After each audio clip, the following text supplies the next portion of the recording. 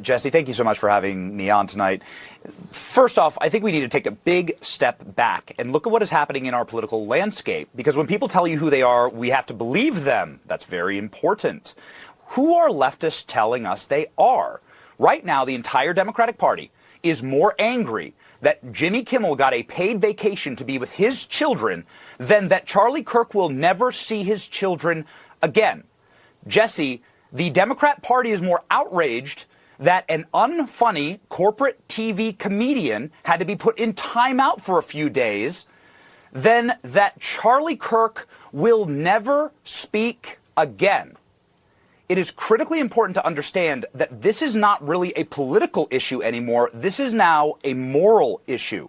Because when you look at where the terroristic threatening is coming from in this country, it is coming from the left. And you need to ask yourself a question, which is, what has happened to these people? Where is your soul? Where is your humanity? Why can't you just do the honorable and decent thing and say, we apologize for any outrageous thing that we have said? We feel bad about this. We disavow political violence. We apologize to Erica Kirk. Your mourning and suffering must be excruciating, and it is. Why can't you just say that? That's what a decent and honorable person would do, and you want to share country with those kind of people. But that's not what's happening on the left. It's become a spiritual question, Jesse. These people need Jesus. Maybe they should rewatch Charlie Kirk's memorial service. Do you think they're capable of repenting or saying they're sorry or coming around? Or do you think they're so blinded by hatred that they're just incapable of it?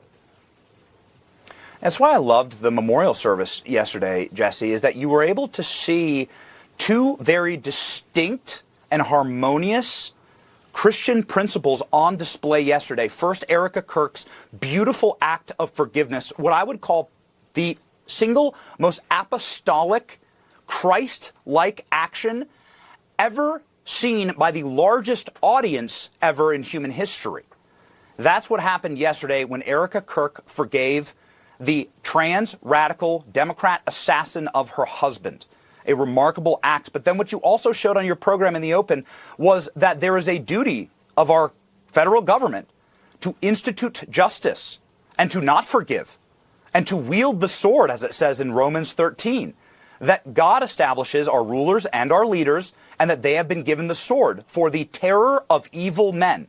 And President Trump personified that. So did Don Jr. and Stephen Miller beautifully in their comments, along with J.D. Vance. That we are not going to allow people to get away with this. And just moments ago, Donald Trump designated Antifa a terrorist organization, a great first start. Okay, guys, so apparently Jimmy Kimmel just became the most dangerous man in America. Forget about the FBI, forget about the CIA, nope.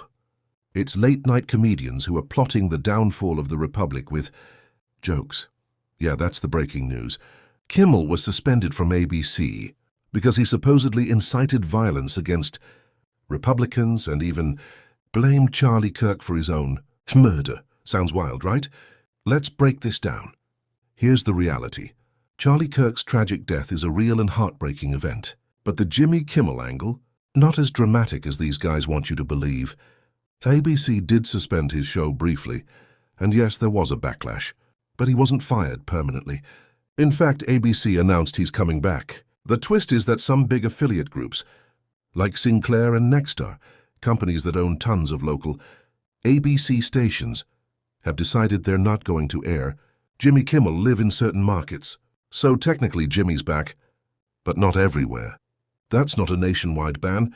It's more like a regional blackout. Big difference. But if you listen to the way this is being spun, you'd think Jimmy Kimmel personally stormed the Capitol with a monologue in one hand and cue cards in the other.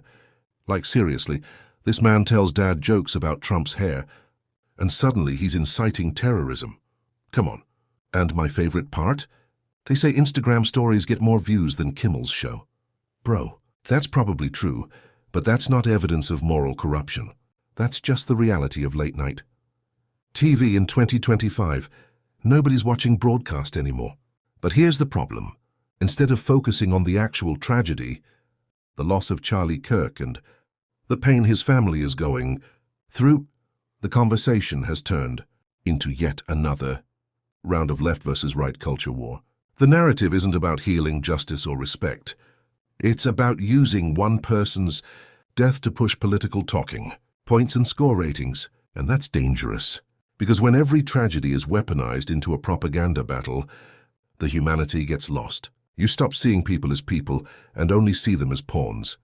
So here's my take. If Jimmy Kimmel crossed a line with a joke, call him out. That's fair. But to turn this into some apocalyptic crisis where comedians are the enemy of the state, that's overkill. Comedy can be tasteless, but propaganda dressed as news, that's way worse. What do you guys think? Should Kimmel apologize publicly? Or is this just another example of outrage politics blowing up way bigger than it needs to be? Drop your thoughts in the comments. Hit that like button if you're tired of fake outrage. And don't forget to subscribe for more breakdowns like this.